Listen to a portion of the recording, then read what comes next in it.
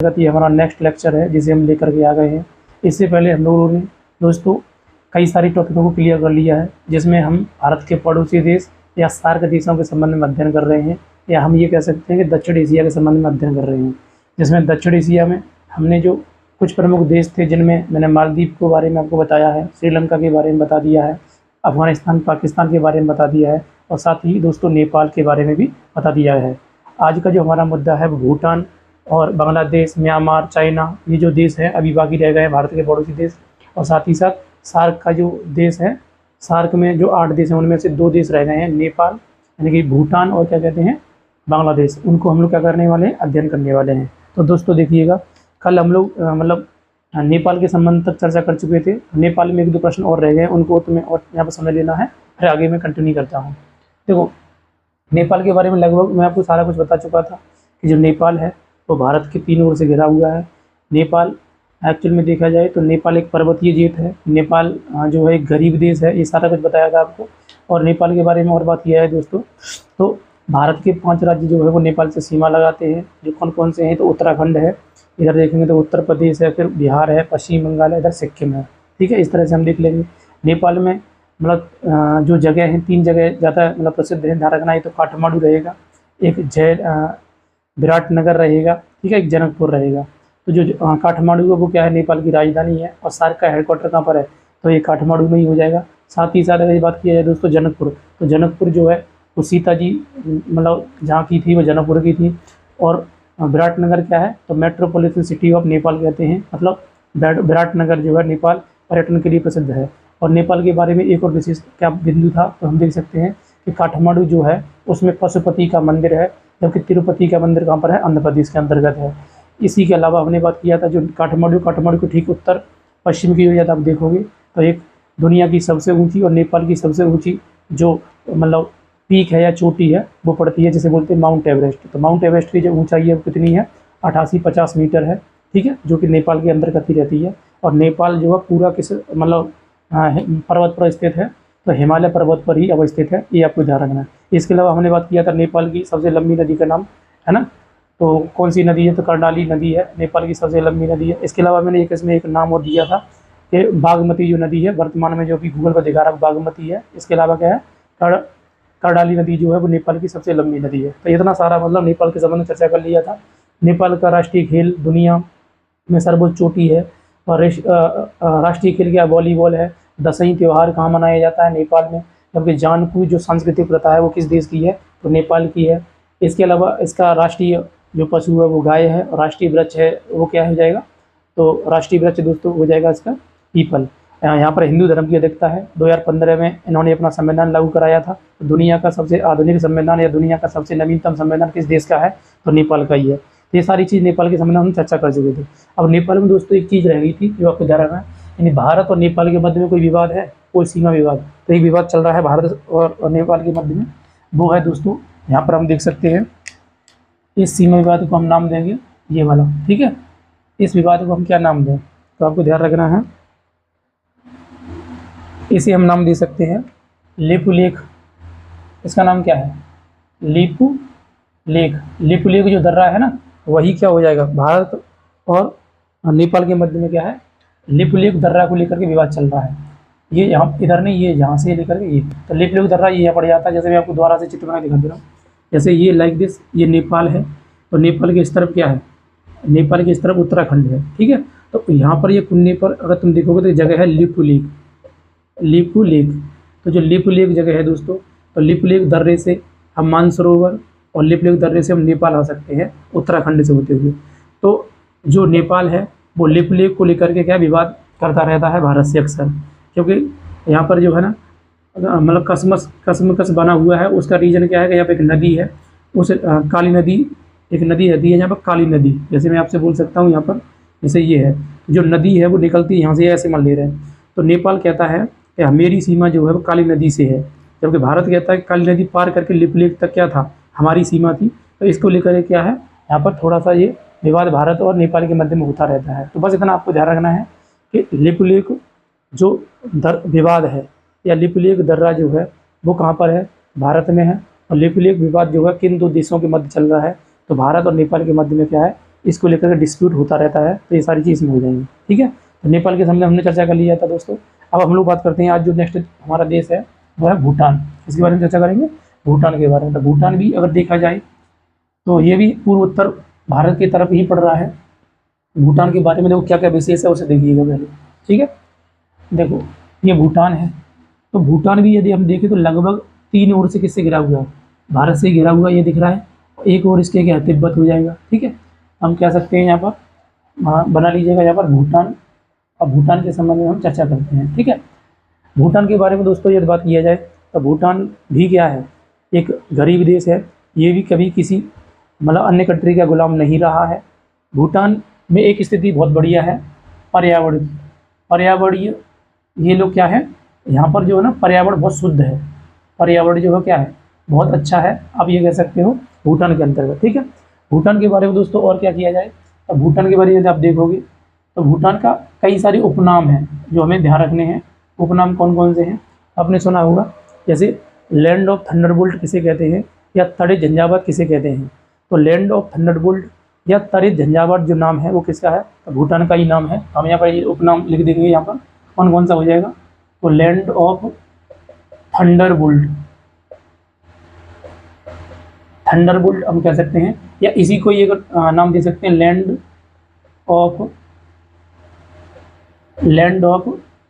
Thunder dragon, ये भी नाम आता। अभी हाल ही में पुलिस के पेपर में ये ड्रैगन के नाम से पूछा था, तो बताओ लैंड ऑफ थंडर ड्रैगन के नाम से किस देश को जानते हैं, तो वो यही देश हो जाएगा भूटान ही। हम भूटान को ही हम कहते हैं। हालांकि इसे हिंदी में क्या बोलते हैं, तो तड़ित झंझावात कहते हैं, तड़ित झंझावात। ठीक है, तो तड़ित झंझावात दोस्तों किसे कहेंगे, तो तड़ित झंझावात जो है वो हम भूटान को ही कहा जाता है, तड़ित झंझावात। ठीक है, इतनी कहानी क्या है भूटान के संबंध में आपको ध्यान रखनी है।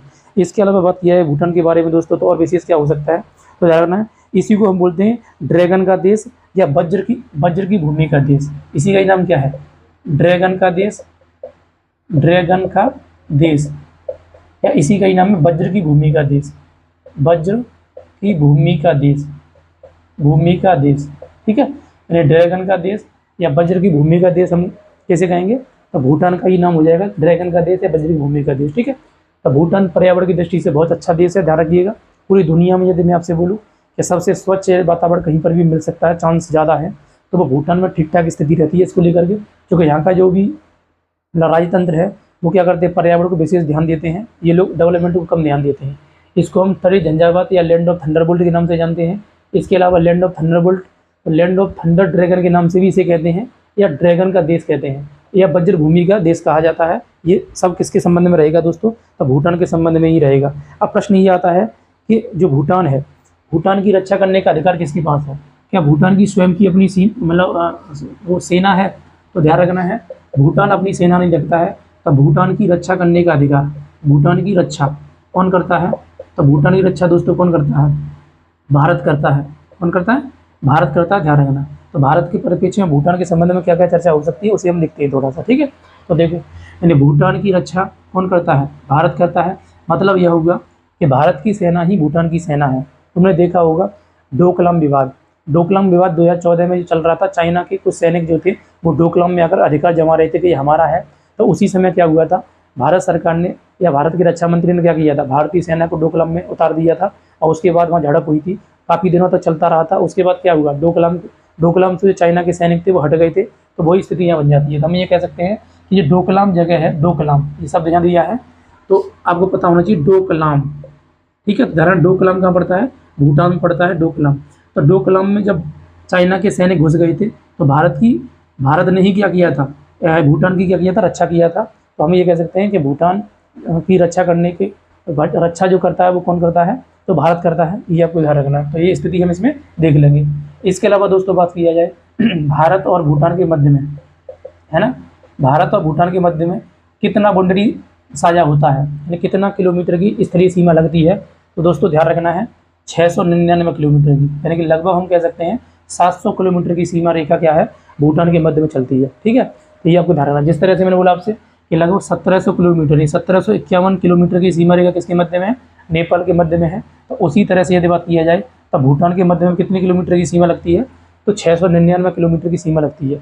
अब जो भूटान के मध्य में ये सीमा लगती है, तो भारत के कितने राज्य भूटान के साथ सीमा लगाते हैं, तो हम कह सकते हैं 4 राज्य भूटान के साथ सीमा लगाते हैं।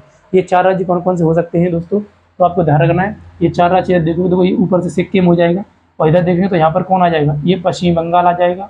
और इसके अलावा दोस्तों बात किया जाए तो यहाँ पर यदि हम देखेंगे तो ये असम हो जाएगा, असम। और ये ऊपर की तरफ हम देखेंगे यहाँ पर तो ये पड़ जाएगा अरुणाचल प्रदेश। ठीक है, तो देखो 4 राज्य है, सिक्किम हो जाएगा इस तरफ, यानी कि पश्चिम की तरफ क्या है, सिक्किम है, और दक्षिण पश्चिम की तरफ पश्चिम बंगाल है। इसके अलावा दक्षिण की तरफ भूटान की तरफ कौन देश राज्य सीमा लगाता है भारत का, असम लगाता है। इसके अलावा पूर्व की तरफ कौन लगाता है, अरुणाचल प्रदेश। ये चारों राज्यों को आप ले लेना कि भारत के कितने राज्य भूटान से सीमा साझा करते हैं, तो 4 राज्य भूटान से सीमा साझा करते हैं। कौन कौन से हैं, तो एक तो सिक्किम हो जाएगा। इसके अलावा बात किया जाए दोस्तों तो वेस्ट बंगाल हो जाएगा, यानी पश्चिम बंगाल हो जाएगा। इसके अलावा बात किया जाए तो असम हो जाएगा, असम भी क्या करता है, इसे सीमा लगाता है। और साथ ही साथ दोस्तों अरुणाचल प्रदेश भी क्या करता है, भूटान से सीमा साझा करता है। ठीक है, इस तरह से हम देख लेंगे। जबकि भूटान के उत्तर में कौन सीमा साझा करता है, तो आपको ध्यान रखना है भूटान के उत्तर में अगर तुम देखो तिब्बत, यानी चाइना जो है भूटान के उत्तर में सीमा साझा करता है, इसे हम लगा देंगे। ठीक है, तो इस तरह से हम देख सकते हैं भूटान के बारे में भारत के परिप्रेक्ष्य के हिसाब से। इसके अलावा दोस्तों बात किया जाए भारत के परिप्रेक्ष्य के हिसाब से ही भारत सरकार जो है भूटान की रक्षा तो करता ही है। इसके अलावा यदि हम देखें तो और क्या विशेष रहता है, तो भारत सरकार ने यहाँ पर कुछ योजनाएं चालू रखी हैं, जिसमें जैसे बिजली मतलब संबंधी जो बिजली निर्माण करते हैं ना, उनसे संबंधित कुछ योजनाएं हैं। उन योजनाओं को आप मतलब लिख लीजिएगा जहाँ पर ही। तो कौन कौन सी योजना है लेना, ताला परियोजना है ना, ताला चूखा परियोजना और दोगाछू परियोजना। दोगाछू, तो ताला चूखा दोगाछू, ताला चूखा दोगाछू, ये परियोजनाएं दोस्तों, परियोजनाएं ये भारत सरकार ने यहाँ पर चलाई रखी हैं। या हम कह सकते हैं भूटान ने भारत सरकार के सहयोग से क्या किया है, इन परियोजनाओं को जारी रखा है। तो ये भारत सरकार के द्वारा ये क्या है, ताला चूखा दोगाछू। ठीक है, ये परियोजना का चल रही है। ये सुपर टेट में प्रश्न पूछा गया, थोड़ा ध्यान रखना है, ताला चूखा दोगाछू। तो इसके हिसाब से हम कह सकते हैं ये परियोजना कहाँ चल रही है, ये परियोजनाएं जो हैं वो भूटान में चल रही हैं भारत के सहयोग से। ठीक है, ये आपको ध्यान रखना है। हालांकि ताला नगरी किसे कहते हैं, तो दोस्तों ताला नगरी कहते हैं अलीगढ़ को, यानी अलीगढ़ जो है वो ताला नगरी के रूप में जाना जाता है। जबकि ताला परियोजना किस देश में चल रही है, भारत सरकार के सहयोग से, तो भूटान में चल रही है। तो ताला चूखा दोगाछू, आप रिपीट कर लिया 2-3 बार, ताला चूखा दोगाछू, ताला परियोजना, चूखा परियोजना, दोगाछू परियोजना, ये तीनों परियोजना भारत सरकार के सहयोग से भूटान में चलाई जा रही हैं। ठीक है, तो इस तरह से हम इसको याद कर लेंगे। तो देखो भूटान के बारे में क्या विशेष रहा, भूटान की रक्षा करना किसका कर्तव्य है, भारत का कर्तव्य है, यानी भारत सरकार और भूटान के मध्य में ये एग्रीमेंट है कि क्या करेगा, भारत को रक्षा करनी पड़ेगी। एग्जाम्पल हमने बता दिया था डोकलाम, तो डोकलाम जो जगह है वो कहाँ पर है, तो भूटान में है। तो भूटान में क्या हुआ था, डोकलाम में चाइनीज जो सैनिक थे वो आ गए थे और अपना कब्जा जमा रहे थे। उसी बीच क्या हुआ, भारत के सैनिक वहाँ पहुँचे और काफ़ी समय तक झड़प हुई। उसके बाद में क्या हुआ, तत्पश्चात देखा जाए तो मतलब जो चाइना के सैनिक थे उन्हें पीछे हटना पड़ा था और डोकलाम को उन्हें का मतलब छोड़ना पड़ा था। तो इसका मतलब ये हुआ कि भारत सरकार जो है भूटान की रक्षा करता रहता है। पर्यावरण की दृष्टि से भूटान काफ़ी अच्छा देश है, ध्यान रखिएगा। भूटान भी एक गरीब देश है और पहाड़ी देश है। ठीक है, भूटान का जो साम्राज्य है वो कहाँ पर अवस्थित है, तो ध्यान रखना पूर्वी हिमालय पर, यानी पूर्वी मध्य हिमालय पर क्या है, अवस्थित है। यानी आपसे पूछे क्या भूटान जो है ये कहाँ पर अवस्थित है, तो पूर्वी मध्य हिमालय पर अवस्थित है। पूर्वी मध्य हिमालय पर क्या है, अवस्थित है। इसका जो साम्राज्य है वो हम ये देख सकते हैं। इसके अलावा दोस्तों बात किया जाए तो और क्या हम इसके बारे में पढ़ सकते हैं, तो आप देखिएगा भूटान के पहले सम्राट कौन थे, ये प्रश्न आता है आपके सामने। तो भूटान के पहले सम्राट के बारे में यदि हम बात करें तो आप लिख लीजिएगा गोंगसा उग्गेन वांगचुक, है ना, गोंगसा उग्गेन वांगचुक, गोंगसा उग्गेन वांगचुक, ये भूटान के क्या हैं, प्रथम सम्राट हैं।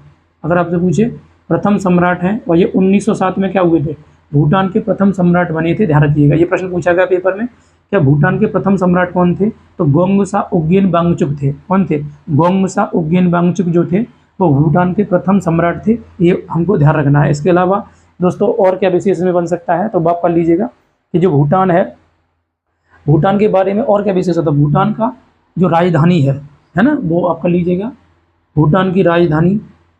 ठीक है जी, राजधानी। ठीक है, भूटान की मुद्रा और भूटान का भाषा क्या है और भूटान की संसद का नाम क्या है, ये भी आप यहाँ पर कर लीजिएगा। तो दोस्तों आप सभी लोग जानते हैं, मैं पढ़ा चुका हूँ पहले भी, और फिर भी हम रिपीट कर रहे हैं तो कोई दिक्कत नहीं है। भूटान की जो राजधानी है वो क्या, थिम्पू है, ये सब लोग जानते हैं। भूटान की मुद्रा का नाम दोस्तों क्या हो जाएगा, तो न्यू गुल्ट्रम है। क्या हो जाएगा, न्यू गुल्ट्रम हो जाएगा भूटान की मुद्रा का नाम। जबकि भूटान की भाषा का नाम क्या है, जोंगखा है, जोंगखा। क्या हो जाएगा दोस्तों, जोंगखा, जोंगखा, जोंगखा है। जबकि इसकी संसद का नाम दोस्तों क्या हो जाएगा, तसोंगडू, तसोंगडू। इसकी संसद का नाम क्या है, तसोंगडू है। ये चारों शब्द नहीं आपको ध्यान रखनी है, स्टार्टिंग में बहुत ज़्यादा इंपॉर्टेंट रहता है, ठीक है। तो हम ये देख लेंगे। इसके अलावा दोस्तों बात की जाए भूटान का राष्ट्रीय खेल क्या है, बताओ भूटान का राष्ट्रीय खेल क्या हो जाएगा। तो भूटान का दोस्तों राष्ट्रीय खेल यदि हम देखें तो तीरंदाजी हो जाएगा। क्या हो जाएगा, तीरंदाजी। ये पेपर में इंपॉर्टेंट है, ध्यान रखिएगा। तीरंदाजी, तीरंदाजी जो है वो किस देश का राष्ट्रीय खेल है, तो भूटान का राष्ट्रीय खेल का नाम क्या हो जाएगा, तीरंदाजी हो जाएगा। तो तीरंदाजी आपको ध्यान, जिस तरह से नेपाल का राष्ट्रीय खेल वॉलीबॉल है, या श्रीलंका का राष्ट्रीय खेल भी क्या वॉलीबॉल है, उसी तरह से मतलब भूटान का राष्ट्रीय खेल क्या हो जाएगा, तीरंदाजी हो जाएगा। जैसे मैंने आपको बताया था कि जो भारत है उसका राष्ट्रीय खेल क्या है, हॉकी है, यानी पाकिस्तान का राष्ट्रीय खेल क्या हो जाएगा, तो वो भी क्या हो जाएगा, राष्ट्रीय खेल देखा जाए तो मैदानी हॉकी है। जबकि अफगानिस्तान का राष्ट्रीय खेल क्या हो जाता है, तो बकरी पकड़ना, ये उसे हम कह सकते हैं वो किसका, अफगानिस्तान का राष्ट्रीय खेल हो जाता है। तो ये सारी चीज़ किसके संबंध में हमने पढ़ ली थी, तो ये पढ़ ली थी हमने मतलब अफगानिस्तान और इनके राष्ट्रीय खेलों के संबंध में चर्चा कर दिया था, ठीक है। इसके अलावा दोस्तों बात किया जाए और विशेष इसमें हम क्या देखेंगे, ठीक है। भुजकाशी हम लोग बोलते हैं मतलब इसके राष्ट्रीय खेल को, भुजकाशी किसके, अफगानिस्तान के। भुजकाशी का मतलब होता है बकरी पकड़ना, बकरी पकड़ना क्या कहलाता है, भुजकाशी कहलाता है। तो भुजकाशी राष्ट्रीय खेल किस देश का हो जाता है, तो ये हो जाता है मतलब अफगानिस्तान का। और इसका राष्ट्रीय खेल क्या हो जाएगा, तीरंदाजी हो जाएगा। तो ये कुछ फैक्चुअल डाटा है जो आपको याद रखना है, ठीक है। इसके अलावा दोस्तों बात किया जाए और क्या इसमें विशेष है, तो आपको कर लेना है जो भूटान है ना, भूटान जो है इसका सबसे बड़ा शहर क्या है, बताओ भूटान का सबसे बड़ा शहर। तो दोस्तों भूटान का सबसे बड़ा शहर यदि हम देखें तो वो हो जाएगा पारू। भूटान का सबसे बड़े शहर का नाम क्या है, पारू। अब ना पारू जो है वो क्या है, तो पारू भूटान का सबसे बड़ा शहर है। तो हम ये रेड कर लेंगे, भूटान का सबसे बड़ा शहर क्या हो जाएगा, पारू हो जाएगा। तो पारू को हम लगा देंगे इसमें। इसके अलावा दोस्तों बात किया जाए तो और विशेष क्या बन सकता है, तो कर लीजिएगा। भूटान की जो राष्ट्रीय नदी है वो क्या है, और भूटान में कितने मतलब प्रांत हैं। भूटान की राष्ट्रीय नदी कौन सी है, भूटान की राष्ट्रीय नदी, और भूटान में कितने प्रांत हैं वो और कर लीजिएगा, जो प्रांत का प्रश्न बनता रहता है। तो भूटान की राष्ट्रीय नदी दोस्तों क्या हो जाएगी, मानस हो जाएगी। क्या हो जाएगी, मानस। और इसमें प्रांतों की संख्या कितनी है दोस्तों, तो 7 है। कितनी हो जाएगी, 7। मानस राष्ट्रीय उद्यान कहाँ पर है, तो पता होना चाहिए आपको, ऊपर से मानस नदी आती है और ये असम में। तो मानस राष्ट्रीय उद्यान असम में है। जबकि भूटान की राष्ट्रीय नदी का नाम क्या है, तो मानस है। भूटान में प्रांतों की संख्या कितनी है दोस्तों, तो ये 7 प्रांत है। भूटान में कितने प्रांत हो जाएंगे, 7 प्रांत, यानी 7 प्रांत हो जाएंगे। इसे हम रिलेट कर देंगे इस तरीके से और ये निकल के यहाँ पर आ जाएगा, ठीक है। इसके अलावा बात किया जाए दोस्तों भूटान के बारे में और क्या, तो भूटान का राष्ट्रीय पक्षी क्या है, रॉबिन है। कर लीजिएगा, भूटान का राष्ट्रीय पक्षी क्या हो जाएगा, भूटान का राष्ट्रीय पक्षी क्या हो जाएगा दोस्तों, तो रॉबिन। ये पेपर में बन सकता है आपका। तो भूटान का राष्ट्रीय पक्षी क्या हो जाएगा, रॉबिन हो जाएगा। इसके अलावा दोस्तों बात किया जाए भूटान जो है इसका राष्ट्रीय वृक्ष क्या हो जाएगा, तो साइप्रस है ना। भूटान का राष्ट्रीय वृक्ष क्या हो जाएगा, साइप्रस। भूटान का राष्ट्रीय वृक्ष क्या हो जाएगा, तो साइप्रस हो जाएगा। भूटान का राष्ट्रीय वृक्ष क्या हो जाएगा, साइप्रस। राष्ट्रीय पक्षी क्या है, तो रॉबिन। प्रांत कितने हैं, 7 हैं। राष्ट्रीय नदी क्या है, मानस है। और राष्ट्रीय खेल क्या है, तीरंदाजी है। संसद का नाम क्या है, तसोंगडू है। भाषा का नाम क्या है, जोंगखा है। मुद्रा का नाम क्या है, न्यूगल्ट्रम है। राजधानी क्या है, थिम्पू है। राजधानी क्या हो जाएगी दोस्तों, थिम्पू हो जाएगी। तो इस तरह से हम देख सकते हैं जो भूटान है, भूटान के बारे में जो भी स्टैटिक बन सकता है विद मैप के, तो आप देख सकते हो ये सारी चीज़ किसकी हो जाएंगी, भूटान के संबंध में हो जाएंगी। इसके अलावा अगर तुम देखोगे तो राष्ट्रीय इसका पक्षी कौन है, तो ये भी कर लीजिए, काला कौवा। इसका राष्ट्रीय पक्षी कौन है, राष्ट्रीय पक्षी रॉबिन बता दिया है, रॉबिन। रॉबिन को आप काला कौवा लिख लो यहीं पर ही, काला कौवा। रॉबिन को क्या बोल देंगे, काला कौवा। राष्ट्रीय पक्षी क्या हो जाएगा, काला कौवा हो जाएगा। तो भूटान के बारे में जो डाटा है दोस्तों वो इतना रहेगा जिसको आपको अध्ययन कर लेना है। तो एक बार जल्दी से रिपीट करते हैं हम लोग। भूटान जो है पर्यावरण की दृष्टि से काफ़ी अच्छा देश है। यह भी एक गरीब देश है, छोटा देश है। यह भी एक लैंडलॉक कंट्री है। ये भारत और नेपाल के तिब्बत के मध्य में रहता है, तो इसे लैंडलॉक कंट्री कह सकते हैं और साथ ही बफर कंट्री भी कह सकते हैं। भूटान जो है इसकी अपनी सेना नहीं है, लेकिन भारत जो है भूटान की रक्षा करता रहता है, ये आपको ध्यान रखना है। भूटान भी भारत से 3 ओर से घिरा हुआ है लगभग। भूटान से भारत के 4 राज्य सीमा लगाते हैं। कौन कौन से, सिक्किम है, पश्चिम बंगाल है, असम है और अरुणाचल प्रदेश है। भूटान से भारत की जो अंतर्राष्ट्रीय सीमा लगती है वो कितनी लगती है, तो 699 किलोमीटर की लगती है। भूटान की राष्ट्रीय नदी का नाम क्या है, तो मानस है। भूटान की जो राजधानी है वो थिम्पू है। भूटान की जो मुद्रा है वो न्यूगल ट्रम है, ठीक है। भूटान की भाषा का नाम क्या है, जोंगखा है। भूटान का संसद का नाम क्या हो जाएगा, तसोंगडोडी हो जाएगा। तो इस तरह से हम क्या है, जो भी डाटा है वो कर लेना है। भूटान का राष्ट्रीय खेल क्या हो जाएगा, तीरंदाजी हो जाएगा। भूटान का राष्ट्रीय पक्षी का नाम क्या है, तो काला कौवा है, जिसे रॉबिन कहते हैं, इसके साथ में रिलेट कर लेंगे, ठीक है। तो इस तरह से ये डाटा आपको याद करना है तो आप कर लीजिए, मैं लिखवा दी है सारी चीज़।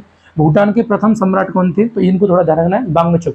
1907 में क्या हुए थे, ये प्रथम सम्राट बने थे, ग्वांग्सा उग्येन वांगचुक। क्या हो जाएंगे, ग्वांग्सा उग्येन जो वांगचुक थे वो भूटान के, ध्यान रखिएगा, प्रथम सम्राट बने थे 1907 के अंतर्गत। हालांकि भूटान जो है इसका अगर हम देखें भूटान के बारे में, क्या भूटान साम्राज्य जो है कहाँ पर है, तो पूर्वी हिमालय पर अवस्थित है। चूँकि इधर से हम देखेंगे तो हिमालय इस तरफ आएगा, तो लगभग कहाँ आ जाएगा, पूर्वी हिमालय पर आ जाएगा, ध्यान रखना। क्या भूटान का जो साम्राज्य है वो किस तरफ स्थित है, पूर्वी हिमालय पर स्थित है, ये आपको ध्यान रखना। एक प्रश्न और आप इसमें मेंशन कर लीजिएगा कि भूटान की सबसे ऊंची पर्वत जो है वो कौन सा है, या चोटी जो है वो कौन सी हो जाएगी, तो इस चोटी का नाम ले लो गंगखर प्यूनसम। गंगखर प्यूनसम, गंगखर प्यूनसम। गंगखर प्यूनसम क्या है, भूटान की सर्वोच्च चोटी है, ऊंची चोटी है ना। ऊंची चोटी जो है वो कौन सी हो जाएगी, गंगखर प्यूनसम। तो ये आपको ध्यान रखना, गंगखर प्यूनसम जो है वो किस देश की सर्वोच्च चोटी है, तो भूटान की है। जैसे मैं रिपीट करता हूँ आपको, अगर मैं आपसे बोलूँ श्रीलंका की सर्वोच्च चोटी का नाम क्या है, तो मैंने आपको बताया था पुडरुत लागला।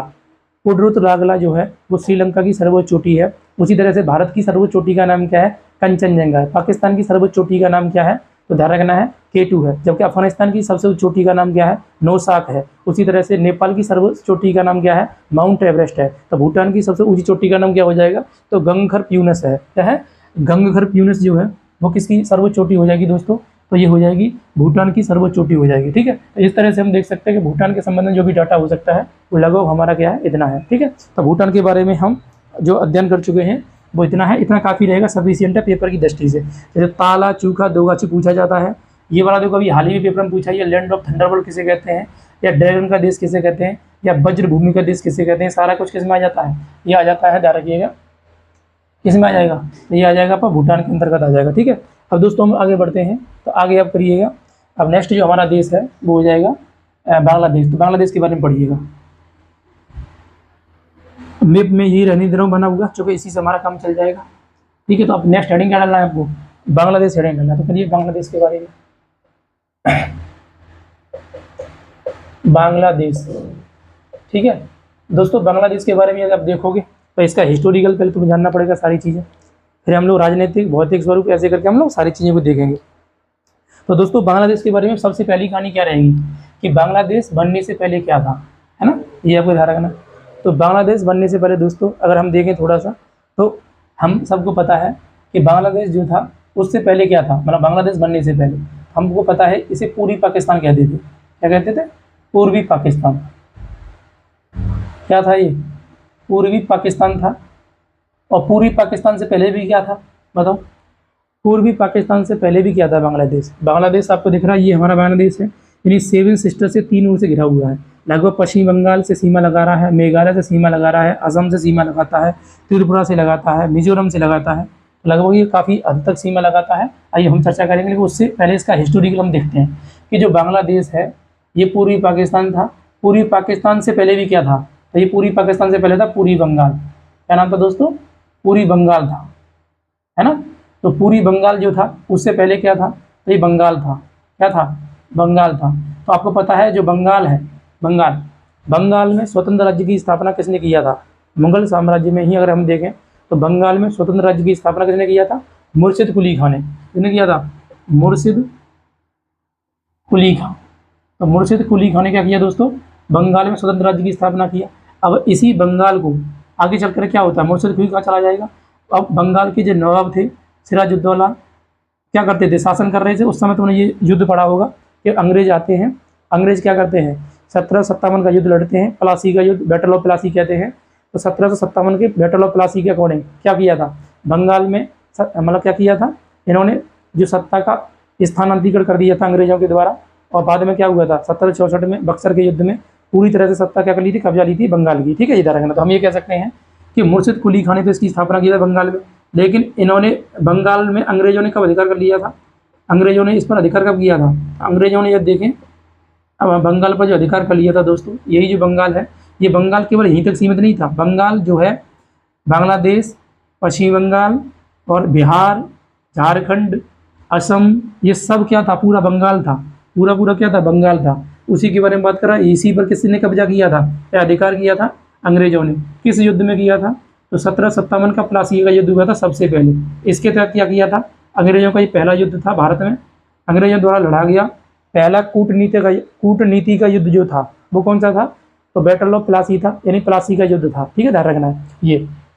हालांकि इसमें क्या किया था इन्होंने, इसमें सत्ता का स्थानांतरण किया था, इन्होंने खुद कब्जा नहीं किया था कि जहाँ पर जो भी नवाब था सिराजुद्दौला, उसे हटा करके मीर कासिम को क्या बना दिया गया था, नवाब बना दिया गया था। हालांकि इन्होंने अधिकार नहीं किया, लेकिन आगे चल कर कुछ समय बाद क्या किया, 1764 का युद्ध लड़ा। और 1764 का युद्ध कौन सा था, बैटल ऑफ बक्सर था, बक्सर का युद्ध। बक्सर जो जिला है वो अभी वर्तमान में बिहार में है, प्लासी कहाँ पड़ता है, पश्चिम बंगाल में पड़ता है। तो बैटल ऑफ बक्सर के तहत क्या किया, इन्होंने बंगाल पर अधिकार कर लिया पूर्ण रूप से। क्या कर लिया था, बंगाल पर पूर्ण रूप से अधिकार कर लिया था, राइट। तो बंगाल पर पूर्ण रूप से अधिकार कर लिया था। तो बंगाल का प्रथम गवर्नर जनरल कौन बना था, प्रथम गवर्नर कौन बना था बताओ, बंगाल का फर्स्ट गवर्नर दोस्तों कौन बना था, तो बना था लॉर्ड क्लाइव। कौन बना था, लॉर्ड क्लाइव। तो बंगाल का प्रथम गवर्नर लॉर्ड क्लाइव जो था, ये डायरेक्टली बना था। ठीक है, बंगाल का प्रथम गवर्नर। तो इस तरह से हम देख सकते हैं, ये हो जाएगा। अब आगे चल करके इनके गवर्नर जनरल बने, वायसराय हुए। तो मैं सीधे जंप करता हूँ, क्योंकि इतना ज़्यादा हम हिस्टोरिकल नहीं जा सकते हैं, बस एक आइडिया दे रहे हैं आपको कि किस तरह से बंगाल जो था वो पूरी बंगाल बना, फिर पूरी बंगाल से किस तरह से वो पूरी पाकिस्तान बना, फिर पूरी पाकिस्तान से वर्तमान में यह बांग्लादेश कैसे बना है, उसके संबंध में हम चर्चा कर रहे हैं। तो इसका पूरा हिस्ट्री अगर हम देखेंगे तो इस तरह से है, ये निकल के आ जाएगा। तो बंगाल क्लाइव बना, क्लाइव के बाद में से क्रम चलता चला गया, गवर्नर जनरल आ गए, वायसराय आ गए। आगे चलकर क्या हुआ, जो बंगाल था, यानी कि जो बंगाल था, बंगाल, इस बंगाल को पूर्वी बंगाल और पश्चिमी बंगाल में डिवाइडेशन कर दिया गया, पश्चिमी में और पूर्वी में, पूर्वी बंगाल में। यानी कि पश्चिमी बंगाल क्या हो जाएगा, इस तरफ हो जाएगा पश्चिमी। जैसे मैं बोलूँ बंगाल ये है, पूरा एरिया क्या बंगाल का है, तो अगर बीच में डिवाइडेशन करोगे तो इस तरफ क्या है, पश्चिमी बंगाल, और इस तरफ क्या हो जाएगा, पूर्वी बंगाल हो जाएगा। हम ये देख सकते हैं पश्चिमी बंगाल और पूर्वी बंगाल जो शब्दावली है ये कब आई है, तो ध्यान रखना दोस्तों, ये आई है 1905 में। कब आई है, 1905 में। यानी कि हम ये कह सकते हैं बंगाल का पहली बार विभाजन कब किया गया, 1905 में। किस वायसराय के द्वारा किया गया था, तो लॉर्ड कर्जन के द्वारा। किसके द्वारा किया गया था, लॉर्ड कर्जन। तो लॉर्ड कर्जन ने क्या किया था, लॉर्ड कर्जन ने बंगाल का विभाजन किया था 1905 में, ये आपको ध्यान रखना है। ठीक है, तो पश्चिमी बंगाल और पूर्वी बंगाल के नाम से।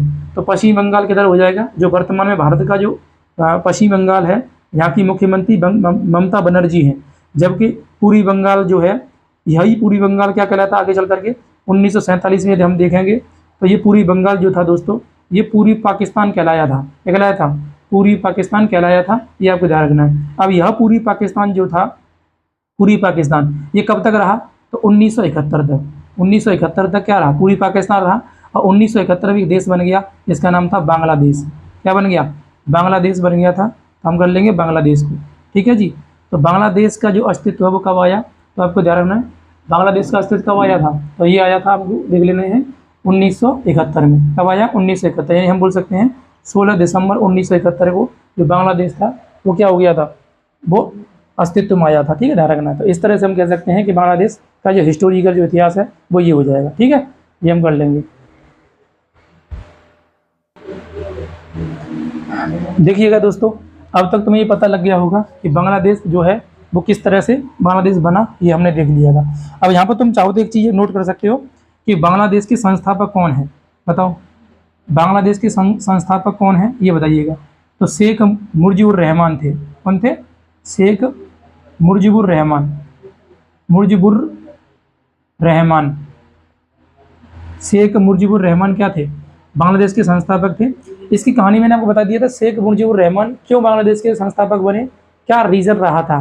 तो मुक्ति वाहिनी इंदिरा गांधी के सहयोग से क्या किया था, इन्होंने बांग्लादेश की स्थापना किया था। मुक्ति वाहिनी जो थी ना, वो क्या थी, भारत की सेना और प्लस बांग्लादेश के कुछ जो भी संगठन थे वो मिलकर क्या किया था, पाकिस्तान से युद्ध किए थे और पाकिस्तान इसमें हार गया था। उसके बाद क्या बन गया था, शेख मुजीबुर रहमान जो थे ये वो इसके संस्थापक के रूप में आ गए थे, और इसके प्रथम राष्ट्रपति भी कौन बन गए थे, शेख मुजीबुर रहमान बन गए थे, ध्यान रखिएगा। तो ये हो जाएगा।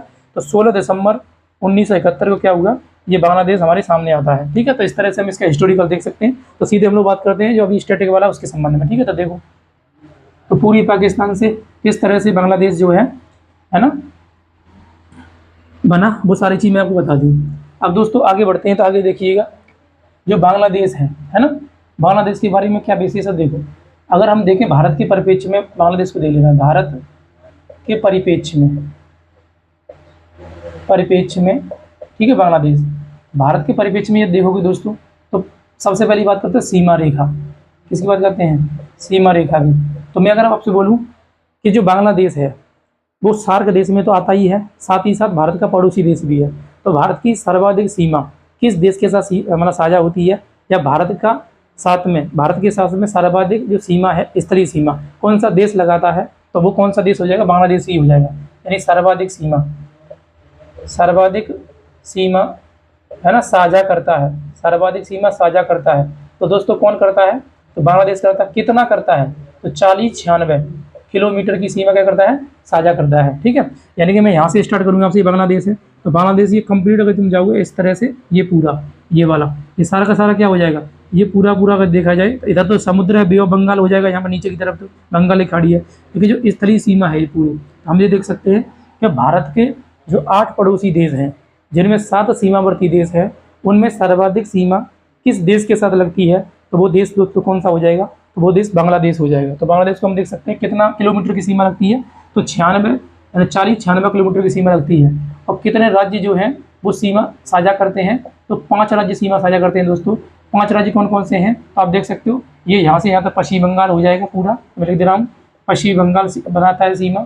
इसके अलावा दोस्तों बात किया जाए तो हम यहाँ लगा सकते हैं मेघालय जो है वो सीमा साझा करता है, मेघालय। और दोस्तों इसके अलावा यदि बात करोगे आप, तो ये मेघालय हो गया।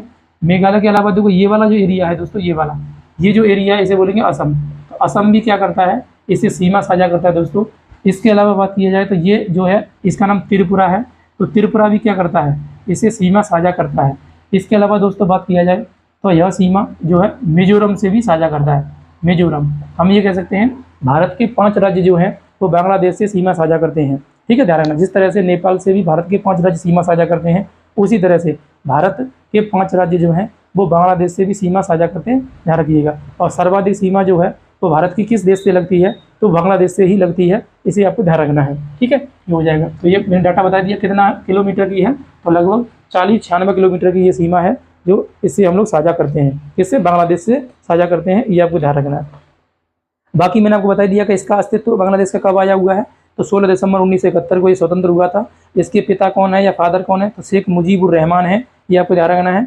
और इससे पहले ये क्या था, पूरी पाकिस्तान था। ठीक है, ये हो जाएगा। तो हम ये देख लिया है। इसके अलावा यदि मैं आपसे ये बोलूँ कि इसकी सीमा रेखा का नाम क्या है, जैसे अगर तुमसे पूछ लेगो कि बांग्लादेश जो है उससे भारत सीमा साझा कर रहा है, लेकिन इस सीमा को क्या नाम दें, जैसे जिस तरह से दोस्तों जिस तरह से बांग्ला यानी कि ये पाकिस्तान जो है, पाकिस्तान और भारत के मध्य में रेड क्लिफ लाइन है, उसी तरह से यदि मैं आपसे ये बोलूँ कि सर बांग्लादेश के मध्य में क्या लाइन है, उसका नाम क्या होता है, तो देखो पूर्वी पाकिस्तान जब था बांग्लादेश, तब तो इसका भी सीमा रेखा का नाम क्या था, रेड क्लिफ था। लेकिन जैसे ही बांग्लादेश 1971 16 दिसंबर को बना, उसके बाद से इसकी जो सीमा रेखा है उसका नाम चेंज हो गया, उसका नाम क्या कर दिया गया, 0 डिग्री लाइन। अगर तुमसे बोला जाए कि 0 डिग्री लाइन जो है, 0 डिग्री लाइन है ना, यह किस देश की सीमा रेखा है, तो आपको ध्यान रखना ये बांग्लादेश की और भारत की। तो भारत और बांग्लादेश के मध्य में जो सीमा रेखा है उसका नाम क्या हो जाएगा, 0 डिग्री लाइन हो जाएगा। ये आपको ध्यान रखना है, इसको याद करके रखना है। ठीक है, ये हो जाएगा दोस्तों। नेक्स्ट अगर बात किया जाए तो नेक्स्ट आप देखिएगा बांग्लादेश में और विशेष क्या हो सकता है, तो आप सभी को पता है, देखो बांग्लादेश जो है, बांग्लादेश से 3 ओर से घिरा राज्य है ना, बांग्लादेश से 3 ओर से घिरा राज्य कौन सा है, तो ये त्रिपुरा है। कौन सा हो जाएगा, त्रिपुरा। हम यही भारत के परिप्रेक्ष्य में कर रहे हैं, तो ये भी बिंदु आप नोट कर सकते हो कि त्रिपुरा जो राज्य है भारत का, त्रिपुरा यह बांग्लादेश से 3 ओर से घिरा है, बांग्लादेश से 3 ओर से घिरा है, 3 ओर से घिरा है। ठीक है, बांग्लादेश से 3 ओर से घिरा राज्य कौन सा हो जाएगा, तो त्रिपुरा हो जाएगा, ध्यान रखना है। ठीक है, ये हो जाएगा दोस्तों। बात किया जाए आगे, हम थोड़ा सा और बढ़ें इसमें बांग्लादेश में, तो देखो ये तो भारत के परिप्रेक्ष्य में हम पढ़ ही रहे हैं, सारा चीज़ हो ही रहा है। आप देखोगे भारत में कि भारत और बांग्लादेश के मध्य में कोई विवाद भी है, तो दोस्तों विवाद भी चल रहा है। देखो क्या क्या चल रहा है, देखो लो, विवाद, डिस्प्यूट किस चीज़ को लेकर के, भारत और बांग्लादेश के मध्य में चलता रहता है। तो 3 चीज़ों को लेकर के इसके साथ डिस्प्यूट है, 3 विवाद चल रहे हैं ध्यान वर्तमान में। कौन कौन से 3 विवाद हैं? तो एक तो आपको ध्यान, तीस्ता नदी को लेकर विवाद चलता है, तीस्ता नदी। तो बोलिएगा तीस्ता विवाद किस देश के मध्य में है? तो भारत और बांग्लादेश के मध्य में है। एक फरक्का विवाद है, फरक्का विवाद भी भारत और बांग्लादेश के मध्य में है दोस्तों। और एक है न्यू मुर्रे द्वीप, न्यू मुर्रे द्वीप जो विवाद है, ये भी किस देश के मध्य में है? तो दोस्तों ये भी है, यदि आप देखोगे तो ये भी बांग्लादेश के मध्य में ही है। तो हम ये कह सकते हैं 3 तरह का विवाद बांग्लादेश से हमारा चलता रहता है, ध्यान रखिएगा। कौन कौन सा, तो समझो कैसे कैसे चल रहा है।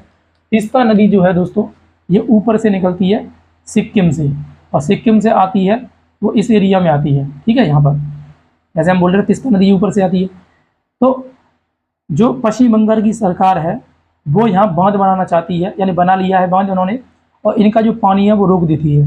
तो जहाँ पर लगभग जो ऊपर का जो भी बांग्लादेश का एरिया है वो सूखाग्रस्त हो जाता है, जिसको लेकर के बांग्लादेश की जो प्रधानमंत्री होते हैं वो भारत से क्या है, आए दिन इसको लेकर कहते रहते हैं, और ये विवाद चलता रहता है क्योंकि यहाँ पर पानी रोक दिया जाता है इसलिए। दूसरा दोस्तों फरक्का बैराज है। फरक्का बैराज का मतलब क्या हुआ कि ऊपर से जब गंगा नदी आती है, गंगा नदी की वितरिका जो होती है वो नीचे पश्चिम बंगाल में बहती है। इसके अलावा गंगा नदी कहाँ हो जाती है, बांग्लादेश में जाती है दोस्तों। तो जब बांग्लादेश में जाती है तो बांग्लादेश में जाने से पहले यहाँ पर एक कहलाती है भागीरथी नदी। तो भागीरथी नदी जो है उत्तराखंड में भी गंगा का नाम है, और साथ ही पश्चिम बंगाल में कुछ किलोमीटर में इसका नाम क्या हो जाता है, भागीरथी हो जाता है। तो इसी भागीरथी नदी पर क्या किया गया है, फरक्का बैराज बनाया गया है। क्या बनाया गया, फरक्का बैराज। फरक्का बैराज मतलब बांध टाइप का ये होता है, और इससे क्या किया गया इन्होंने, इससे ये भी क्या करते हैं, इधर से पानी रोक देते हैं। अब पानी रोक देते तो ये भी इसको लेकर के क्या करता है, बांग्लादेश जो है मतलब टेंशन में रहता है और कहता है कि मतलब भारत जो है हमें पानी नहीं देता है, और पानी देता है तो जल्दी छोड़ देता है जिससे बाढ़ आ जाती है। तो ऐसे करके ये ब्लेम लगाते रहते हैं। तो इस तरह से इसको लेकर के भी डिस्प्यूट है। और दोस्तों तीसरा डिस्प्यूट जो है वो क्या है, तो देखो नीचे पश्चिम बंगाल है, जैसे नीचे की तरफ हम आएंगे तो पश्चिम बंगाल की ये पूरी सीमा रहेगी। जैसे मान लो लाइक जैसे पश्चिम बंगाल पूरा रहेगा, ये पश्चिम बंगाल है ये, ठीक है। अब पश्चिम बंगाल के जस्ट यहाँ सीमा पर, यहाँ पर देखो, यहाँ सीमा पर ये जो एक द्वीप है, यहाँ पर क्या द्वीप है, इसका नाम न्यू मुर्रे द्वीप है। क्या, न्यू मुर्रे द्वीप। तो न्यू मुर्रे द्वीप जो है, भारत कहता है कि बांग्लादेश और जो भारत है इसकी सीमा जो है निर्धारित होगी, वो कहाँ से होगी, न्यू मुर्रे द्वीप से होगी, ठीक है। ऐसे हो रहा है। और न्यू मुर्रे द्वीप का जो मतलब इससे जो मतलब फर्क पड़ता है वो क्या पड़ता है, पर ये समझो, इस पर कोई आबादी नहीं रहती है, लेकिन फिर भी ये बहुत महत्वपूर्ण है। महत्वपूर्ण किसको लेकर के है दोस्तों, इस समुद्र की सीमा को लेकर के है। क्योंकि न्यू मुर्रे द्वीप जैसे ही मान लीजिएगा, अगर मैं आपसे बोलूँ, सुनो, ये न्यू मुर्रे द्वीप है और नीचे बंगाली खाड़ी है। न्यू मुर्रे द्वीप पर अगर बांग्लादेश अधिकार जमाएगा लाइक दिस, जैसे मान लेते हैं ये बीच में है, ठीक है, ये मान लेते हैं, ये सीमा दोनों की हो जाएगी, यानी बांग्लादेश की समुद्री सीमा इधर हो गई, भारत की इस तरफ हो जाएगी। लेकिन न्यू मुर्रे द्वीप पर यदि भारत अधिकार जमा लेगा तो पता है, आपको ध्यान रखना है कि ये जो एरिया है समुद्र का, जो कई किलोमीटर का एरिया होता है, वो भारत को मिल जाएगा। लेकिन अगर न्यू मुर्रे द्वीप पर बांग्लादेश अगर अपना अधिकार जमा लेगा दोस्तों, तो देखो, तो बांग्लादेश को ये जो बीच वाला एरिया है इतना सारा फालतू, वो क्या हो जाएगा, यानी वो अधिक मिल जाएगा इसको, यानी कि इसकी सीमा जो है समुद्र में अधिक हो जाएगी। इस तरह को लेकर क्या होता है, विवाद होता रहता है। और आए दिन क्या है, दोनों देशों में ये वार्ता होती रहती है कि हम लोग क्या करते हैं, बैठ करके इसका समझौता करते हैं और देखते हैं, वार्ता करते हैं। ये डायलॉग चलता रहता है यहाँ पे। लेकिन अभी भी क्या विवाद में रहता है, हम ये कह सकते हैं तीस्ता विवाद और फरक्का विवाद और न्यू मुर्रे द्वीप समूह विवाद जो है वो बांग्लादेश के मध्य में, भारत जो है ना, मतलब भारत और बांग्लादेश के मध्य में होता रहता है, ठीक है। तो ये तीनों विवाद किस देश में चल रहे हैं, तो इनमें चल रहे हैं, ठीक है, भारत और बांग्लादेश के मध्य में, ठीक है। तो इतनी कहानी किसकी होगी, ये विवाद के संबंध में होगी दोस्तों। और विशेष और क्या हो सकता है, तो उसको और समझाते हैं। तो कुछ देखिएगा और विशेष देखोगे इसमें, तो बांग्लादेश के बारे में स्टैटिक वाला ले लो, तब फिर और विशेष बताऊंगा जो भी चीज़ है वो। देखो क्या विशेष है। और देखो बांग्लादेश के बारे में दोस्तों देखा जाए तो आप इसकी कर लीजिएगा, इसकी राजधानी का नाम क्या है बताओ, इसकी मुद्रा का नाम क्या है, और साथ ही साथ इसकी भाषा का नाम क्या है, और साथ ही साथ दोस्तों इसकी संसद का नाम क्या है ना। ये हम लोग ले लें, फिर बाद में जो भी चीज़ें वो देखेंगे। तो आपको पता है, पहले में करा दिया है, फिर भी रिपीट कर रहे हैं, इससे आपको रिवीजन हो जाएगा। और जितना हो सके उतना लिखोगे उतना ज़्यादा फायदा रहेगा और याद भी रहता है। तो राजधानी की बात की जाए दोस्तों तो ढाका है। और ढाका के बारे में आपको पहले बता दिया था कि जो सार्क कंट्री थी, तो सार्क की स्थापना किस देश में की गई थी, तो सार्क की स्थापना बांग्लादेश में ही की गई थी। और ध्यान रखना है ढाका में। हालांकि जब सार्क की स्थापना हुई थी उस समय अगर तुम देखोगे तो जो भी 9 सदस्य देश थे सार्क देशों के, वो कहाँ पर उपस्थित थे, ढाका में थे। इसलिए कहा जाता है सार्क की स्थापना कहाँ हुई है, ढाका में हुई है। हालांकि सार्क का हेडक्वार्टर कहाँ बनाया गया था, तो काठमांडू बनाया गया था। काठमांडू का पड़ता है, नेपाल में पड़ जाएगा। तो इस तरह से हम देख लेंगे, ये बन जाएगा। अब दोस्तों आगे बढ़ेंगे तो इसकी मुद्रा का नाम क्या हो जाएगा, टका हो जाएगा। क्या हो जाएगा, टका हो जाएगा। भाषा इसकी क्या है, तो बंगाली भाषा है, यानी बांग्ला, यानी इसकी भाषा का नाम क्या है दोस्तों, तो बांग्ला है। यानी कि मैं आपसे बोलूँ कि बताइएगा जो बांग्लादेश है इसकी भाषा का नाम क्या हो जाएगा, बांग्ला हो जाएगा। जबकि दोस्तों इसकी संसद का नाम क्या है, तो जातीय संसद है। क्या हो जाएगा, जातीय संसद। तो पूछे तुमसे जातीय संसद किस देश की संसद है, तो वो किस देश की संसद हो जाएगी दोस्तों, तब वो हो जाएगी आपकी बांग्लादेश की। अब सभी देशों की संसद को एक बार रिपीट कर लो, जल्दी से याद हो जाएगा। मतलब श्रीलंका की संसद का नाम संसद है, भारत की संसद का नाम संसद है, पाकिस्तान की संसद का नाम नेशनल असेंबली है, जबकि अफगानिस्तान की संसद का नाम शोरा है, नेपाल की संसद का नाम राष्ट्रीय पंचायत है, जबकि भूटान की संसद का नाम तसंगडू है। अब बांग्लादेश की संसद का नाम क्या हो जाएगा, जातीय संसद हो जाएगा। तो सभी देशों की यहाँ पर संसद आप याद रखिएगा इस तरह से। और एक और देश बच गया है मालदीव, तो मालदीव की संसद का नाम मजलिस है। क्या हो जाएगा, मजलिस हो जाएगा। तो ये संसद हो जाएगी। इसके अलावा दोस्तों बात किया जाए तो और विशेष में क्या है, तो उसको और देख लेते हैं, ठीक है। तो आप देखिएगा थोड़ा सा कि जो बांग्लादेश है, बांग्लादेश का राष्ट्रीय खेल क्या है, बताओ। बांग्लादेश का राष्ट्रीय खेल, बांग्लादेश का राष्ट्रीय खेल क्या है, किसी को आइडिया है। बांग्लादेश का राष्ट्रीय खेल क्या हो जाएगा, राष्ट्रीयता के आधार पर बांग्लादेश के बारे में क्या विशेष है वो कर लीजिएगा। तो दोस्तों राष्ट्रीय खेल क्या हो जाएगा बांग्लादेश का, तो कबड्डी हो जाएगा। क्या हो जाएगा, कबड्डी। धरना राष्ट्रीय खेल क्या हो जाएगा इसका, कबड्डी हो जाएगा। इसके अलावा इसकी बात किया जाए तो बांग्लादेश का राष्ट्रीय फल क्या है, कटहल है। क्या हो जाएगा, कटहल। राष्ट्रीय फल क्या हो जाएगा दोस्तों, तो कटहल हो जाएगा, हो जाएगा कटहल। जबकि बांग्लादेश की राष्ट्रीय नदी क्या है, तो पद्मा है। क्या है, पद्मा है। बांग्लादेश की राष्ट्रीय नदी क्या हो जाएगी, पद्मा है। पद्मा के बारे में थोड़ा जान लीजिएगा तो बताते रहूँगी आपको थोड़ा सा। देखो आप सभी को पता है ऊपर से एक नदी आती है भारत से बहते हुए, इसका नाम क्या है, इसका नाम दोस्तों है ब्रह्मपुत्रा। तो ब्रह्मपुत्रा नदी जैसे ही बांग्लादेश में प्रवेश करती है तो इस नदी को बोलते हैं जमुना। क्या बोलते हैं, जमुना। और जमुना से ऊपर से कौन मिलती है, तिस्ता मिलती है। तिस्ता विवाद भी भारत और बांग्लादेश के मध्य में रहता है।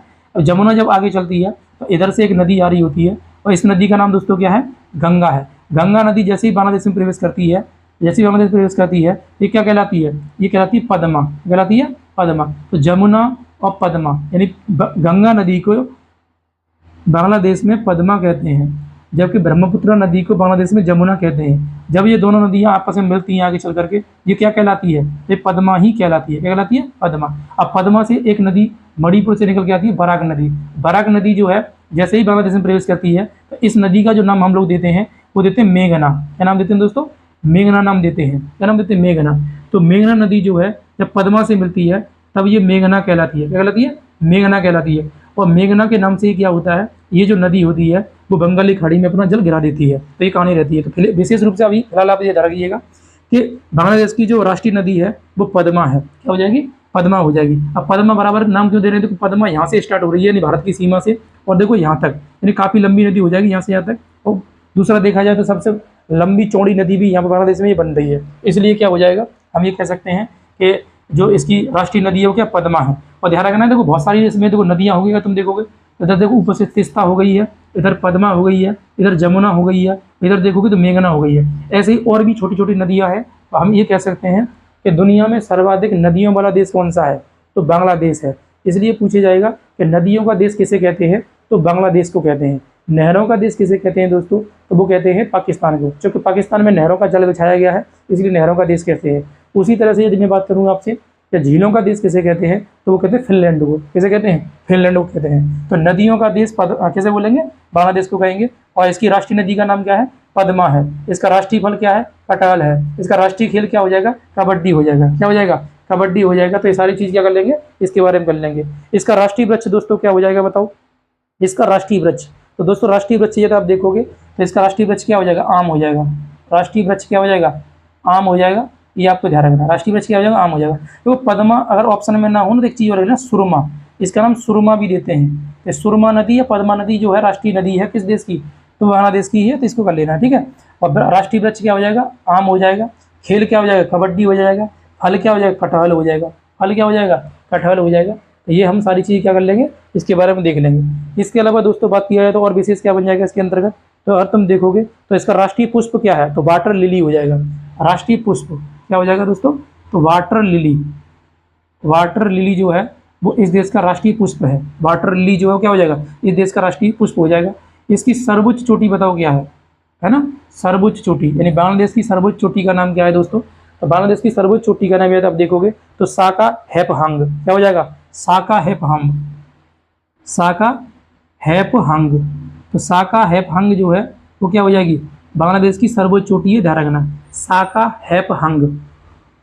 साका हैपहांग क्या है, बांग्लादेश की सर्वोच्च चोटी है साका हैपहांग, ठीक है, इसे रिलेट कर लेना है, ये बन जाएगा।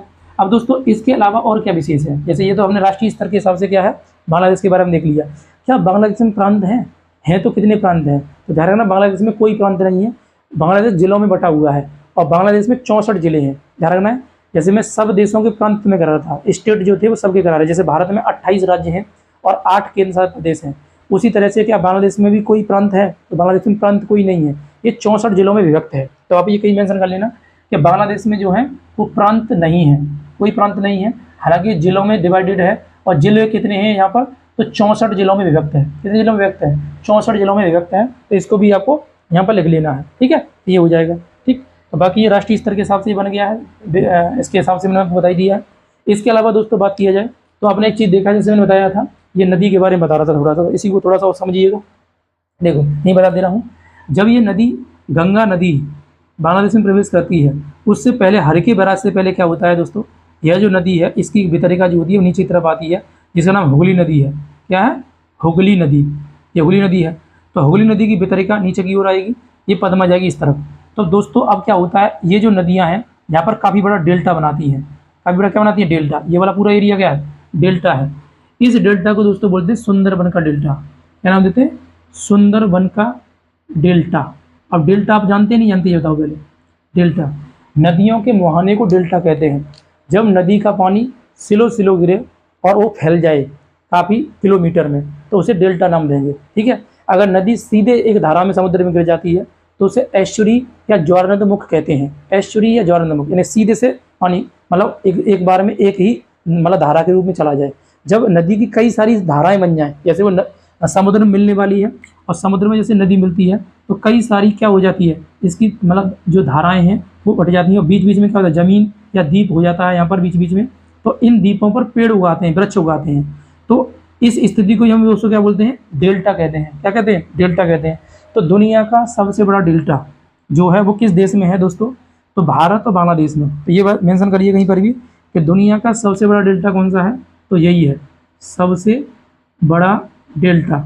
ये किसके लिए प्रसिद्ध है और किन नदियों के बीच में है, तो नदियाँ कौन कौन सी हो जाएंगी, तो गंगा और ब्रह्मपुत्र। पूछेगा तुमसे, गंगा और ब्रह्मपुत्र के जो मध्य का डेल्टा है उसे हम क्या बोलते हैं, तो वो हो जाएगा सुंदरबन का डेल्टा। यह जो है यह कैसा वनस्पति रखता है, तो उष्णकटिबंधीय, उष्णकटिबंधीय है ना, उष्णकटिबंधीय क्षारीय वनस्पतियाँ। क्षारीय वनस्पतियाँ क्या होती हैं, वनस्पतियाँ यहाँ पाई जाती हैं। उष्णकटिबंधीय क्षारीय वनस्पतियाँ कहाँ पाई जाती हैं, तो ये जो पूरा सुंदरबन का डेल्टा है इसमें उष्णकटिबंधीय क्षारीय वनस्पतियाँ पाई जाती हैं। हालांकि यहाँ पर अगर मैं बात करूँ आपसे कौन सा वृक्ष पाया जाता है, तो सुंदरी नामक वृक्ष। कौन सा वृक्ष पाया जाता है, सुंदरी नामक वृक्ष जो है वो यहाँ पर अधिक मात्रा में पाया जाता है। और इसी में यदि हम थोड़ा और देखें दोस्तों, इसी में थोड़ा सा और देखें तो सुंदरबन के डेल्टा में सुंदरी नामक वृक्ष पाए जाते हैं। और ये बंगाल टाइगर जो है, बंगाल टाइगर जो है दोस्तों, बंगाल टाइगर वो भी कहाँ पाया जाता है, तो बंगाल टाइगर भी कहाँ पाया जाता है, सुंदरबन के डेल्टा में पाया जाता है। बंगाल टाइगर जो है वो भारत का राष्ट्रीय पशु हम कह सकते हैं, जैसे बाघ बोलते हैं, वही क्या हो जाता है, ये इसी श्रेणी में रखते हैं, ठीक है जी, हो जाएगा। तो ये सारी चीज़ किस में मिल जाती है हमको, इसी के अंतर्गत मिल जाती हैं। तो ये आपको कर लेना है, ठीक है, सुंदरबन के डेल्टा के अकॉर्डिंग, ठीक है, ये हो जाएगा। अब दोस्तों आगे और विशेष क्या हो सकता है, तो उसे और समझ लेते हैं थोड़ा सा। देखो समझिए बांग्लादेश के बारे में और क्या विशेष है, ठीक है। आगे अगर आप देखोगे बांग्लादेश के बारे में, ठीक है, तो देखो जब बांग्लादेश जब पूरी पाकिस्तान बना था उसी समय की मैं बात कर रहा हूँ, थोड़ा सा उसे समझ लीजिएगा। जब बांग्लादेश पूरी पाकिस्तान बना था तब यहाँ पर एक उद्योग था, जूट उद्योग या पटसन उद्योग। तो प्रश्न आता है कि 1947 में भारत पाकिस्तान बंटवारे के समय सर्वाधिक किस उद्योग को नुकसान हुआ था, या सर्वाधिक कौन सा उद्योग प्रभावित हुआ था? तो वह जो उद्योग है दोस्तों, वो जूट या पटसन उद्योग है। ठीक है, ध्यान रखना। अगर मैं आपसे बोलूं भारत और पाकिस्तान का डिवाइडेशन में अगर सर्वाधिक कोई उद्योग प्रभावित हुआ था, सर्वाधिक कोई उद्योग प्रभावित हुआ था, कौन सा उद्योग था जो प्रभावित हुआ? प्रभावित उद्योग कौन सा था? तो ध्यान रखना, जूट उद्योग था। कौन सा था? जूट या पटसन। पटसन जो था वो सर्वाधिक प्रभावित हुआ था, ध्यान रखना, यानी प्रभावित हुआ था। ऐसा क्यों कह रहे हैं? तो 1947 में क्या हुआ था दोस्तों, जो जूट या पटसन की जो मशीनरीज थी या जो मतलब कारखाने थे, वो तो पश्चिम बंगाल में रह गए थे, पश्चिम बंगाल में, जबकि इसका जो कृषि होता था वो कहाँ था? वो था पूर्वी बंगाल में। इसलिए अगर आप देखोगे तो कृषि यहाँ हो रही है, लेकिन बनाने वाले कारखाने कहाँ थे? पश्चिम बंगाल में थे। तो इससे क्या हुआ था? काफ़ी ज़्यादा मात्रा में, है ना, नुकसान हुआ था जूट उद्योग को या पटसन उद्योग को। हालांकि अगर मैं आपसे बोलूँ कि वर्तमान में जूट उत्पादन प्रथम स्थान किस देश का है, तो बांग्लादेश का है। अकेला 50% इसका उत्पादन करता है बांग्लादेश। ठीक है, ध्यान रखना। तो अगर मैं यहाँ पे यही बोलूँ कि जूट उत्पादन में फर्स्ट नंबर पर है, यानी 50% के करीब क्या होता है, ये उत्पादन करता है। कौन करता है? तो बांग्लादेश ही करता है। तो बांग्लादेश के बारे में इतना आपको कर लेना है। ठीक है, ये हो जाएगा। तो जूट के संबंध में हमने चर्चा कर लिया। इसके अलावा दोस्तों बात किया जाए तो आपको पता होना चाहिए कि भारत और बांग्लादेश के मध्य में, भारत और बांग्लादेश के मध्य में क्या कोई ट्रेन वगैरह चल रही है? बताओ। तो 2 ट्रेनें चलती हैं भारत और बांग्लादेश के मध्य में, इसे भी आप मेंशन करो कहीं पर भी। तो लिखो भारत और बांग्लादेश के मध्य चलने वाली ट्रेनें। ठीक है, तो कौन कौन सी ट्रेनें हैं? तो दोस्तों ध्यान रखना, मिताली एक्सप्रेस। अगर तुमसे पूछे कि मिताली एक्सप्रेस जो है वो किन 2 देशों के मध्य चलती है, जैसे मैंने आपसे बोला था समझौता एक्सप्रेस, आपको बताया गया था समझौता एक्सप्रेस जो है वो भारत पाकिस्तान के मध्य चलती है। थार लिंक एक्सप्रेस ये भी भारत पाकिस्तान के मध्य चलती है। उसी तरह से भारत बांग्लादेश के मध्य में कौन कौन सी ट्रेनें चलती हैं? तो एक सबसे अभी लेटेस्ट जो ट्रेन है वो कौन सी चलाई गई है? मिताली एक्सप्रेस चलाई गई है। कौन सी चलाई गई है? मिताली एक्सप्रेस। इसके अलावा दोस्तों बात किया जाए तो एक और ट्रेन रहती है बंधन एक्सप्रेस। कौन सी रहती है? बंधन एक्सप्रेस। तो बंधन जो एक्सप्रेस है दोस्तों, ये भी क्या है? भारत और बांग्लादेश के मध्य चलने वाली ट्रेनें हैं। तो मिताली एक्सप्रेस और बंधन एक्सप्रेस जो है, ये ट्रेनें जो हैं ये भारत और बांग्लादेश के मध्य में चलती हैं। ठीक है, तो ये दोनों को भी आपको नोट डाउन कर लेना और समझ लेना अच्छी तरीके से। तो ये हम देख लेंगे यहाँ पर, ये बन जाएगा। इसके अलावा दोस्तों बात किया जाए तो बांग्लादेश के मध्य में और विशेष क्या हो सकता है, तब उसको और हम थोड़ा देखते हैं। तो दोस्तों देखो, बांग्लादेश में एक जगह और है जिसको आपको हाईलाइट करके रखना है, वो इस तरफ थोड़ा सा देखिएगा। यहाँ पर जैसे मैंने सुंदरबन का डेल्टा बताया, ये हो जाएगा। अब यहाँ पर एक जगह है, इसका नाम है चटगांव। क्या जगह है? चटगांव जगह है यहाँ पर, ये चटगांव, ये ठीक है। यहाँ पर समुद्र है, थोड़ा अंदर धसा हुआ है ऐसे करके। हालांकि यहाँ पर इधर म्यांमार है, तो ये बांग्लादेश म्यांमार से सीमा लगाता है, तो लगाता ध्यान रखना है। यानी बांग्लादेश जो है नीचे की तरफ म्यांमार से सीमा लगाता है और ऊपर की तरफ क्या है? भारत है। मतलब 3 ओर से तो भारत से घिराई है, एक और थोड़ा सा और थोड़ी सी सीमा किसके साथ लग जाती है? म्यांमार के साथ लग जाती है, ध्यान रखिएगा। तो यहाँ पर एक चटगांव जगह है, चटगांव। ठीक है, तो चटगांव आप हेडिंग डालो, इसके बारे में लिख लो कुछ थोड़ा सा। चटगांव, तो चटगांव के बारे में यदि आप देखोगे तो चटगांव जो है एक बंदरगाह है। चटगांव के बारे में एक हिस्टोरी की घटना है। चटगांव शस्त्रागार था अंग्रेजों के समय 1930 में। तो 1930 में चटगांव शस्त्रागार को लूट लिया गया था। एक क्रांतिकारी थे, भारतीय क्रांतिकारी, जिनका नाम था सूर्यसेन। तो सूर्यसेन ने 1930 में चटगांव शस्त्रागार को लूटा था अपने साथियों के साथ मिलकर के, और उसके बाद उन हथियारों का प्रयोग जो था अंग्रेजों के खिलाफ किया था। हालांकि 1933 में सूर्यसेन जो थे वो पकड़े गए थे और उनको फांसी दे दी गई थी फिर अंग्रेजों के द्वारा। तो ये ध्यान रखना, चटगांव जो शस्त्रागार की घटना है वो भी किससे जुड़ी हुई है? तो वो इसी से जुड़ी हुई है। ये घटना जो है 1930 की घटना है। 1930 में क्या हुआ था? सूर्यसेन, जिन्हें हम मास्टर दा बोलते हैं, सूर्यसेन ने क्या किया था? चटगांव शस्त्रागार को लूट लिया था। चटगांव शस्त्रागार को लूट लिया था और इसी के परिणाम स्वरूप क्या हुआ था? ये क्रांतिकारी थे भारत के। ठीक है ना, पेपर में बहुत पूछा जाता है, ये वाला प्रश्न आया हुआ है कई बार, इसको आपको ध्यान रखना है। अब इसके अलावा यदि बात किया जाए तो चटगांव वर्तमान में क्या है? तो चटगांव वर्तमान में अगर तुम देखोगे दोस्तों, वर्तमान में एक बंदरगाह है। क्या है? बंदरगाह। यदि मैं आपसे बोलूं कि चटगांव बंदरगाह किस देश में है, तो बांग्लादेश में, भौगोलिक दृष्टिकोण से। अब इस पर बांग्लादेश भी अपना आयात निर्यात करता है, साथ ही चाइना को भी इसने कुछ दे दिया है और कुछ भारत को भी दे दिया है। तो 3 देश क्या कर रहे हैं अभी इसका मतलब प्रयोग कर रहे हैं चटगांव बंदरगाह का। ठीक है, चटगांव बंदरगाह कितने देश प्रयोग करते हैं? 3 देश, यानी भारत भी इसका प्रयोग करता है, चाइना को भी इन्होंने दे दिया है, और खुद बांग्लादेश भी क्या करता है? बांग्लादेश भी इसका प्रयोग करता है। तो ये भी आपको नोट कर लेना ही भाई, ठीक है। तो चटगांव बंदरगाह वर्तमान में कहाँ पर है? तो बांग्लादेश के अंतर्गत आ जाएगा। कहाँ आ जाएगा? बांग्लादेश में, ठीक है। इसके अलावा और विशेष क्या है इसमें? तो आप करिए स्टैटिक में। देखो ये एसएससी वाले में प्रश्न पूछेगा, जो अभी ये लिखवा रहा हूँ आपको, तो इसे आप कर लीजिएगा। देखो एसएससी में जो प्रश्न पूछे वो कौन कौन से पूछे हैं? तो एक प्रश्न पूछा गया है, आप करिएगा, जामदानी बुनाई की पारंपरिक कला की शुरुआत। जामदानी बुनाई, जामदानी बुनाई की पारंपरिक कला की शुरुआत कहाँ से हुई है? तो बांग्लादेश से। कहाँ से हुई है इसकी शुरुआत? बांग्लादेश से हुई है। यह बोलना, जामदानी बुनाई जो कि एक पारंपरिक कला है, इसकी शुरुआत कहाँ से हुई है? तो ये बांग्लादेश से हुई है। तो इसे भी आपको नोट कर लेना, ये एसएससी वाले में प्रश्न पूछे गए हैं, इसे कर लेना है। इसके अलावा दोस्तों बात किया जाए तो और विशेष इसमें क्या आ जाएगा? तो कर लेना मरफती के गाने, ठीक है।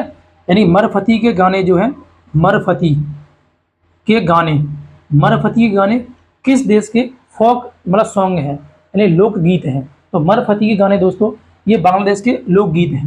क्या है? बांग्लादेश के लोकगीत। मरफती के गाने क्या हो जाएंगे? बांग्लादेश के लोकगीत हैं। ये भी ध्यान रखना, ये भी एसएससी में आयोग का प्रश्न है। इसके अलावा दोस्तों बात किया जाए, बांग्लादेश का राष्ट्रीय कवि किसे कहते हैं? बांग्लादेश का राष्ट्रीय कवि किसे कहा जाता है? तो आपको ध्यान रखना है, इनका नाम आप नोट कर लीजिएगा। इनका नाम है काजी नजरूम इस्लाम। क्या हो जाएगा? काजी नजरूम इस्लाम। तो काजी नजरूम इस्लाम जो है ये बांग्लादेश के राष्ट्रीय कवि हैं। क्या हो जाएंगे? बांग्लादेश के राष्ट्रीय कवि। जिस तरह से भारत के राष्ट्रीय कवि किसे कहते हैं? मैथिली शरण गुप्त को, उसी तरह से बांग्लादेश के राष्ट्रीय कवि किसे कहते हैं? तो ध्यान रखना है, काजी नजरूम इस्लाम को क्या कहते हैं? राष्ट्रीय कवि के नाम से हम लोग जानते हैं। तो ये सारे डाटा किसका हो जाएगा? इसी के अंतर्गत आ जाएगा। इसके अलावा बात किया जाए तो बांग्लादेश का जो राष्ट्रीय मतलब सॉन्ग है वो कौन सा हो जाएगा? तो ध्यान रखना, अमाल बांग्ला। क्या है? अमार बांग्ला, ठीक है। क्या हो जाएगा? अमाल बांग्ला जो है किसने लिखा है? राष्ट्रीय जो सॉन्ग है बांग्लादेश का, राष्ट्रीय सॉन्ग वो क्या हो जाएगा? अमार। आप राष्ट्रीय गान शब्द ले लेना, यहाँ पर राष्ट्रीय सॉन्ग नहीं, राष्ट्रीय गान शब्द ले लो, ठीक है। राष्ट्रीय, जैसे हमारा राष्ट्रीय गान जनगण मन है, उसी तरह से इनका क्या है? अमार बांग्ला। अमार बांग्ला। तो अमार बांग्ला क्या है? अमार बांग्ला राष्ट्रीय गान। ये किसी के द्वारा रचित है? तो रविंद्रनाथ टैगोर जी के द्वारा। रविंद्रनाथ टैगोर। तो रविंद्रनाथ टैगोर जी के द्वारा लिखे हुए जो राष्ट्रीय गान है वो भारत भी राष्ट्रीय गान जनगण मन रविंद्रनाथ टैगोर जी द्वारा लिखा गया है। साथ ही साथ यदि हम बात करें तो अमार बांग्ला ये भी किसने लिखा है? तो ये भी किसने? रविंद्रनाथ टैगोर जी के द्वारा लिखा गया था, जो कि बांग्लादेश ने भी क्या किया है? इसको अपनाया हुआ है, ठीक है। ये ध्यान रखना, ये बन जाएगा।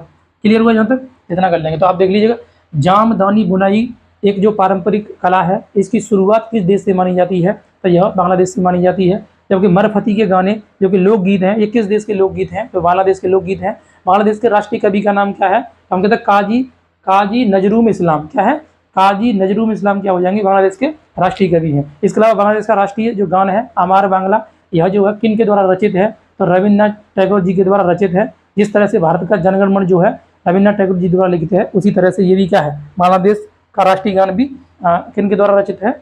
हम कह सकते हैं बांग्लादेश के द्वारा ही, मतलब इनके रविंद्रनाथ टैगोर जी के द्वारा ही क्या है? रचित है। तो इस तरह से हम इसे लगा लेंगे, ठीक है। इसके अलावा एक चीज़ और आप नोट कर लीजिएगा, अलीपुर व वारासात जो जगह हैं, अलीपुर और वारासात। अलीपुर एक जगह है, अलीपुर, और एक जगह है बारासात।